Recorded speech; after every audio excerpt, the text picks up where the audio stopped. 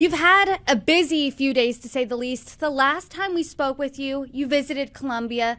You're just coming off of visiting Colombia yesterday. You spoke in front of the students. You went with fellow Republican lawmakers, including Speaker Mike Johnson.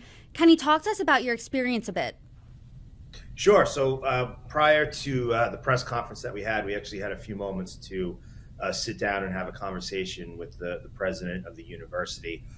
It was very brief, but it wasn't one that I left with much hope. You know, she talked about conversations that she's had with students that are in the quad and part of the encampments, and that they're trying to create this mutual respect where she takes their word for it that they're going to leave at a certain time and not create a hostile environment for the Jewish students. I mean, it was just talking about pandering and placating to the individuals who are putting fear into students was just overwhelming. She talked about some security measures that they've taken, where they've added more security to the quad and to the area where the encampments are. And one of the things I mentioned to her was, well, you're not making the university or the campus safer. You're only keeping the protesters and those spewing violence and hatred. Those are the individuals that you're actually keeping safer. So I didn't really leave there with a positive outlook on her leadership. And then myself, Speaker Johnson, Congressman Lawler, and Congresswoman Malliotakis from New York, and of course, Chairwoman of the Education and Workforce Committee, Chairwoman Fox.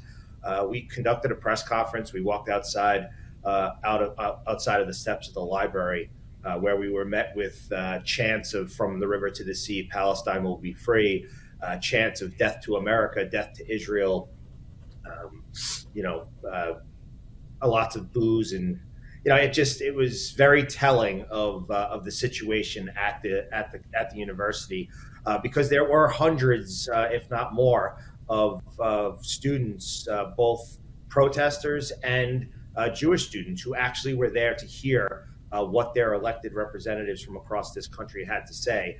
And some of them were unable to get that message because of those who wanted to make it about them and less about the situation. So that was disappointing. And just earlier that day, Hamas, the terrorist organization that was responsible for the barbaric attacks on Israel on October 7th, actually endorsed the protesters at Columbia University. So if that doesn't tell us what the message that's being delivered from many of these protesters on campus, I'm not sure what does. So I made it very clear to the students that those of them that are protesting, and not just protesting, obviously they have the right to protest, the freedom of speech, but those of the ones that are calling for death to America, the ones who are putting fear into the Jewish students that are assaulting them, accosting them, spitting on them.